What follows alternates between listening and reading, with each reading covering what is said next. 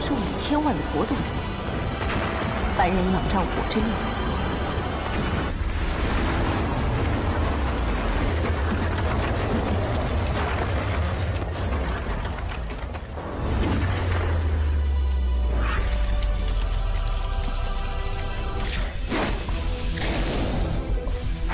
Halo guys, ketemu lagi di channel Ajimika SL.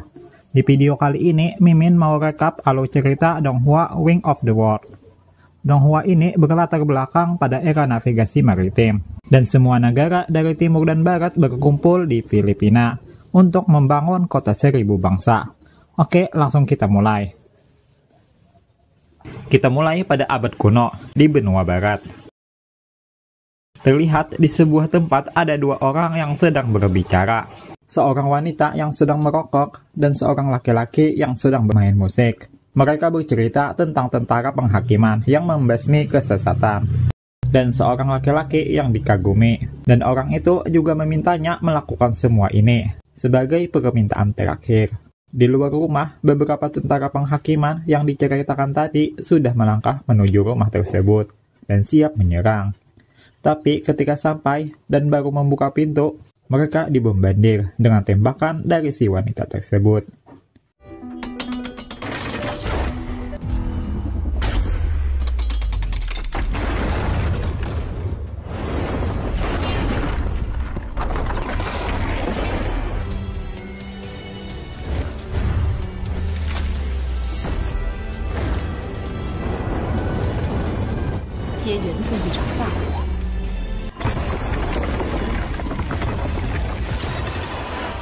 Setelah menghabisi para tentara itu dan mengambil buku dari laki-laki yang bermain musik tadi, wanita itu pergi melanjutkan perjalanannya untuk mengantarkan buku tersebut ke Nonberg sebagai permintaan terakhir laki-laki yang menyuruhnya.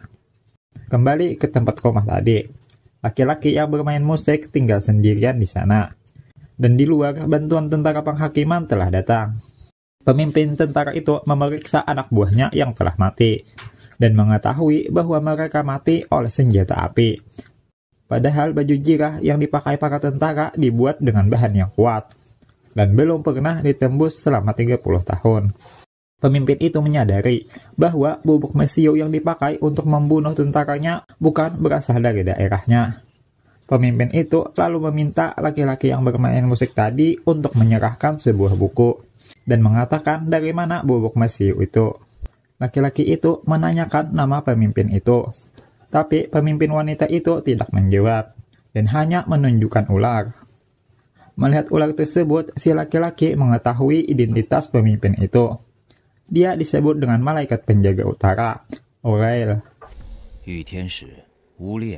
Laki-laki itu terus kecewa, padahal dia ingin Michelle yang mendatanginya, bukan dia. Urael kemudian mengatakan, mungkin bisa membawa matanya pada Michelle.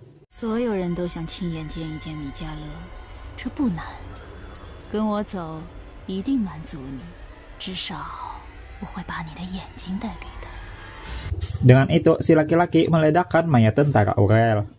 Tapi laki-laki itu juga diserang oleh ular milik Urael. Untungnya si laki-laki dengan cepat membelah ular milik Urael.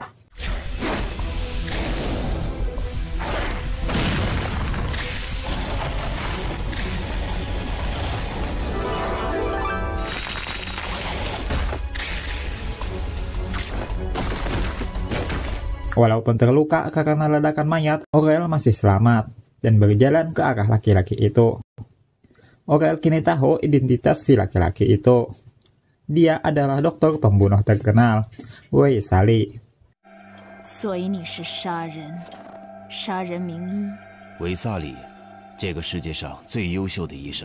Urael yang ingin menangkap Wei Sali menggunakan kembali ularnya dan mencoba menerkam Wei Sali.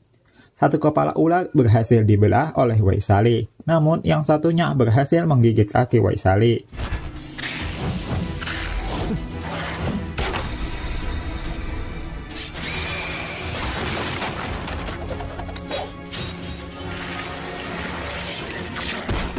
Wei Sali yang seorang dokter tanpa pikir panjang langsung memotong kakinya sendiri untuk menghindari racun ular itu.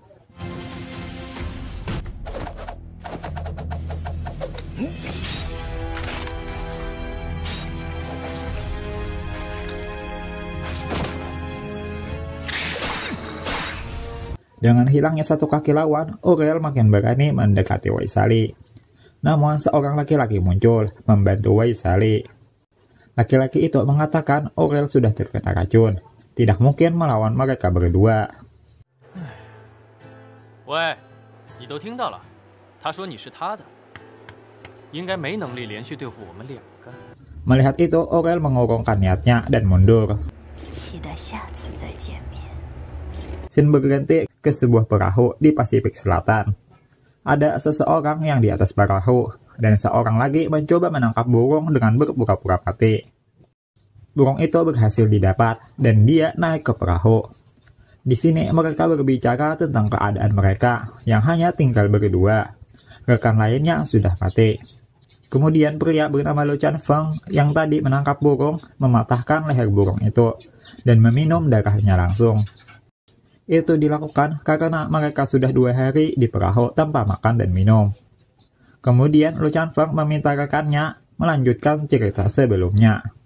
Mimin kasih tahu dulu ya guys, video di awal tentang mengambil buku pertarungan Aurel dan Wei Sali itu sudah berlangsung selama 90 tahun. Dan rekan Lu Chanfeng menceritakannya kembali. Jadi di Donghua ini ada cerita tentang perjuangan membawa buku. Dan cerita tentang masa depan setelah buku itu sampai 90 tahun yang lalu. Oke, kita lanjut. Saat rekannya melanjutkan cerita, Lu Chanfeng menyuruh dia berdiam. Dan tak lama setelah itu, sebuah kapal muncul dari laut.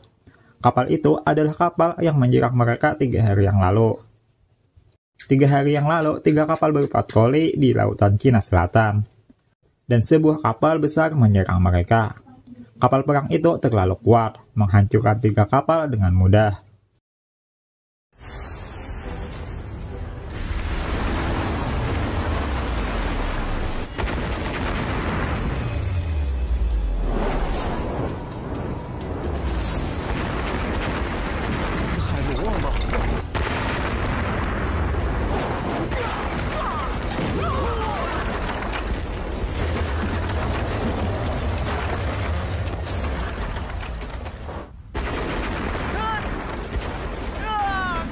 Dan semua kru tenggelam ke laut.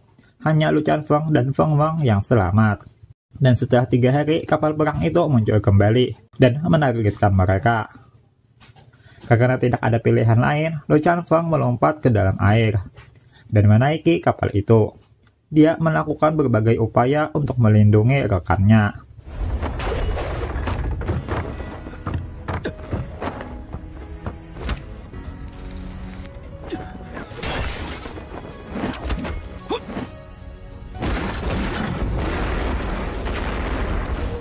Lu Chanfeng bertarung sendirian. Namun karena banyaknya jumlah musuh, dia tidak bisa melawan lagi. Sedangkan Feng Wang tenggelam ke laut.